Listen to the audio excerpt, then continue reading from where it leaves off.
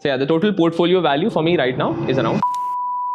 I'm Satvik Batra. I currently work at Google as a software engineer, and my current CTC is around 66 lakhs per annum. So let me show you what my CTC breakdown looks like. So the base salary, and I'm talking on an annual basis, for me is around 40 lakhs per annum. And then we come to the performance bonus, which is around 6 lakhs per annum. Again, this can vary according to your performance and the rating you get in that year, but this is the average number. And then comes the RSUs, the Google stock units that we get.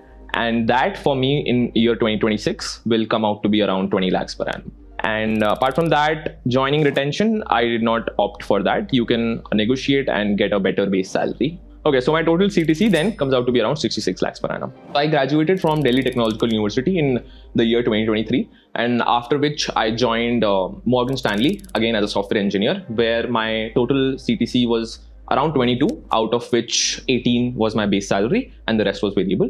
And after a year working at Morgan Stanley, I switched to Google, where I again entered as an L3, which is the junior most software engineer you can enter at. And there my package switched to 43 lakhs per annum, and out of which my base was again 22. And after spending a year at Google, now I am promoted to an L4 software engineer, and my package has changed from 44 to around 66 lakhs per annum. Okay, so usually when tech companies hire these high inflated packages, right, they include 4 years worth of stocks, which is not technically right because that is not your annual take-home salary. You will of course have to divide that by 4 if they are giving it equally in each year. Basically, the point is that your annual take-home will be different than that 4-year grant. So the gross monthly cash component that I'm getting from my base salary will be around 3,37,000. Now, this will obviously incur the income tax on this cash component. First of all, that will be around 80,000. And then coming to the monthly vested stocks that I'm getting, like I talked about, those are again worth around 1,60,000 with the current grants that I have. And again, these stocks are taxed at the broker itself. So for example, if I'll be getting, let's say I'm about to get 8 units, those will automatically be taxed, and I will get those taxed units, let's say 5 units after the tax is cut directly in my account. So usually that tax comes out to be around 75,000 rupees. Yeah, and then coming to the other deductions, I pay a monthly PF of around 10,600, and the professional tax that is cut is around 200 rupees. Okay, so coming to the total post-tax monthly take-home pay, first of all, let's talk with the RSUs. The total comes out to be around 3,31,200 rupees. And of course, usually I don't take my RSUs out unless I need it or there's a big spend coming. So more often than not, those will just stay wherever they are. And my base, the cash component post-tax monthly comes out to be around 2,46,200 rupees. Okay, so after all of this, my total annual take-home pay after all the taxes are cut comes out to be around 39,74,400 rupees. Yeah, and then coming to my total annual take-home pay without the RSUs, that comes out to be around 29,54,400 rupees. When there's a listed company and they're giving you their stock, that is called an RSU. An ESOP is usually for a company that is not listed. It's a private company.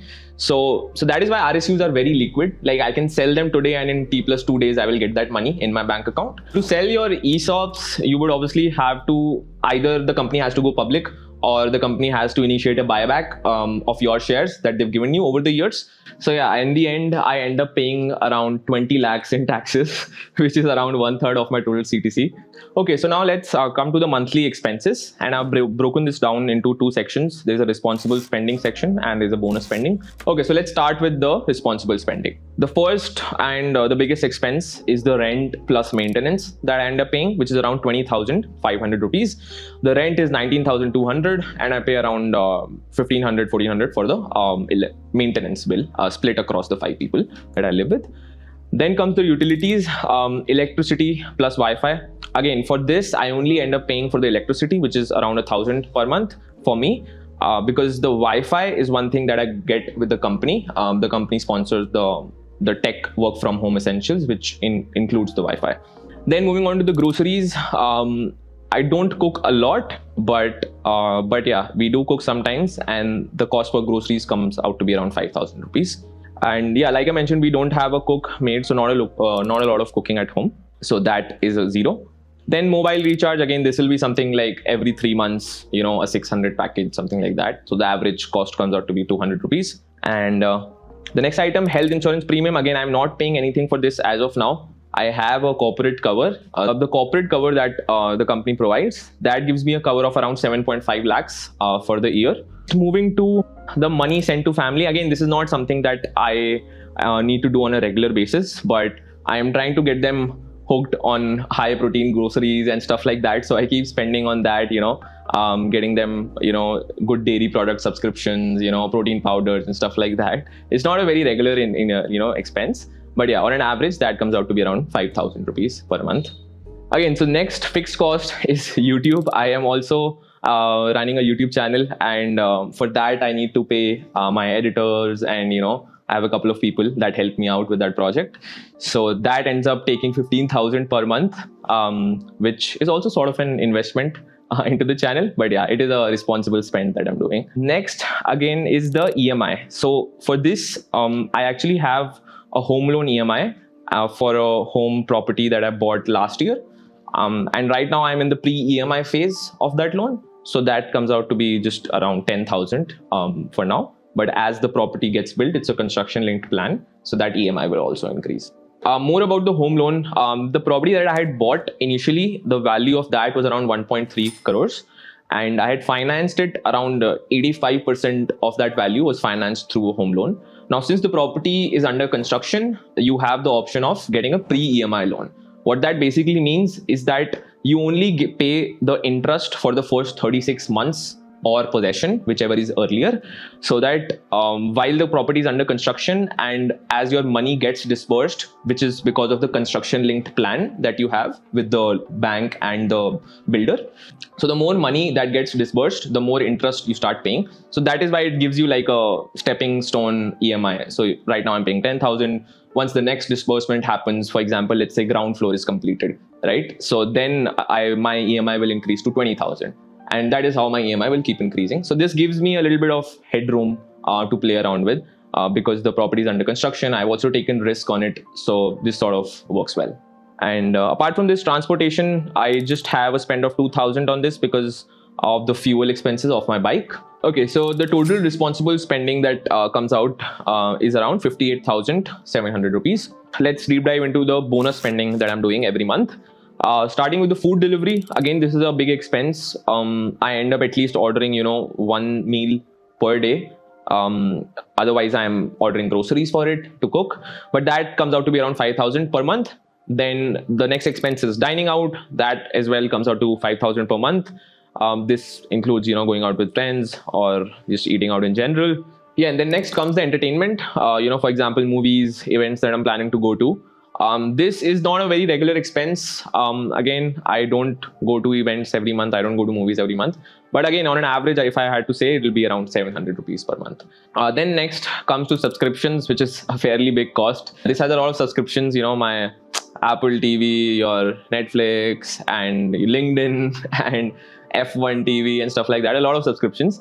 So that even chess.com and that is total of 2,225 rupees. Then next, gadgets, electronics. Again, this is something I really like, cool minimalist tech, that is something I really like spending on.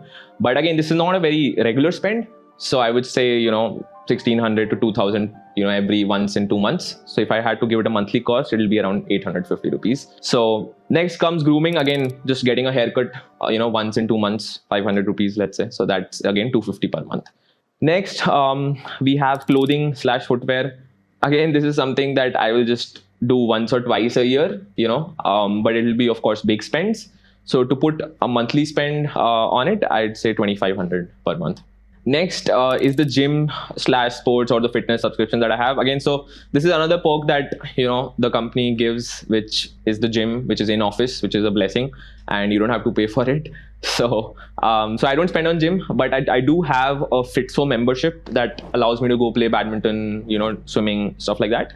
That was around 12,000 rupees for the year. So the cost comes out to be 1,000 rupees per month.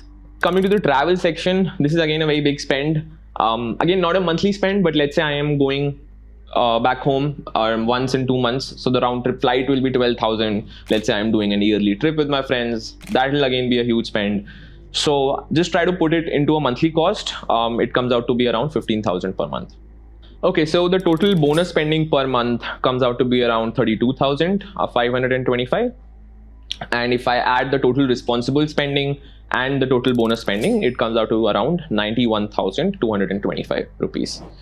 Okay, so as I mentioned, I play in the corporate team. That has perks of its own. We get to play twice in the week, and that is sponsored by the company. The gym, of course, that is there in the office itself. So I don't have to pay anything for that. So if you had to give it a cost, that'll probably be 16,000 per year, right, for any good gym membership. Then comes the food. Again, I at least have 2 meals in office, and that helps a lot in the monthly savings as well. So that again, I end up saving 10,000 per month there. Then you also get free cabs to and fro from office. So if you had to give it a number, again, that'll be 12,000 per month, because if I had to take a cab every day, that'll be around 300 rupees one way. So it'll be 12K per month. Like, I have this Google Pixel and my Fitbit watch, which as well I got for free from the company. Then next, there are a bunch of work from home tech essentials that you get, to work at home. For example, monitors or hubs for cables and stuff like that. So again, if I had to give it a cost, it'll be at least 50,000 that I've spent on monitors and wires and stuff like that. So coming to the monthly investment allocation, I don't have any SIPs. I believe in a little bit of research, doing some research on my own and making some smart investing decisions. Of course, I take help from a lot of people, but yeah, I don't have any SIPs. Then next, the EPF contribution, basically all of these combined, EPF, PPF, NPS. I have a contribution of 10,000 rupees or 10,600 rupees per month. Then comes direct equities, which is most of the investment that I do goes in. This is again a diverse set of equities that I invest in, and the total amount comes out to be around 1 lakh rupees per month. Now, apart from this, fixed deposits, recurring deposits, no, I don't have any. So that will be around zero. That will be 0 rupees. Cryptocurrency, again, I have not invested yet at all. That will be again 0 rupees. And gold, yeah, I do not own any gold, digital or physical, as of now. Now, the next and a very big and I feel very important contribution that I make is the emergency/opportunity fund. So this is sort of like a fund where you keep accumulating money so that when an opportunity in the market arises, you have money to invest in, right? This will act both as an emergency fund, right, in case of emergency, if you need to take it out. Otherwise, an opportunity fund, which yeah, I keep putting money in there. If the market is at a fairly high valuation, then I'll put more money in there. If the market is discounted, I will not put a lot of money in there and invest. So yeah, it keeps fluctuating, but on an average, I put around 37,500 rupees here. Okay, so my total monthly investment comes out to be around 1,48,100 rupees. Let's look at my current portfolio value. Starting with mutual funds, that is currently 0. I did own a bunch of mutual funds when I had started investing, but I have sold them off now, and I do not currently hold any mutual funds. Now, next, the equities portfolio. This is where most of my money is, and this includes, of course, the Google stocks that have been vested to my account, and the total this comes out to be around 44 lakhs. Next, let's move to the EPF balance, the EPF contributions that me and my employer total have made to this point. So that balance is 5 lakhs on this day. Okay, then next is fixed deposits. As I mentioned before, I don't have any fixed deposits. Yeah, and the next is real estate holdings. Now, as I mentioned before, I pay a monthly home EMI. So to calculate the value of this in my portfolio right now, what I've done is I've taken the current value of that property and I subtracted the amount that I had, basically the valuation at which I had bought it. So that is around 20 lakhs right now. So yeah, if I had to give it a value in my portfolio, that would be 20 lakhs. And next is cryptocurrency holdings. That is again 0. I have not invested in cryptocurrency yet. And coming to the cash reserves is around 1 lakh right now, which is quite a lot for me because I am somebody who does not keep money in the bank at all. It's mostly just invested. So yeah, I mean, usually I have not taken a lot of money out of my investments, right? Because I am able to function on that base salary that I get, and I let that money grow. But the one time that I did, which was a significant down payment for my flat, which I've talked about, which was around 13 lakh rupees. So at that time, I had almost sold my whole portfolio and given this down payment. So yeah, the total portfolio value for me right now is around 70 lakh rupees. I would say that seeing where I am now, my parents, I hope, would be proud of me, because they have spent countless amount of their time and money on me and my brother's education. And I would hope, that they're proud of me. And my mom would be like the first person to go and comment on my LinkedIn posts, on my YouTube videos, on any achievement, right? She's like the biggest, the person spreading the most happiness, and that of course makes me happy as well.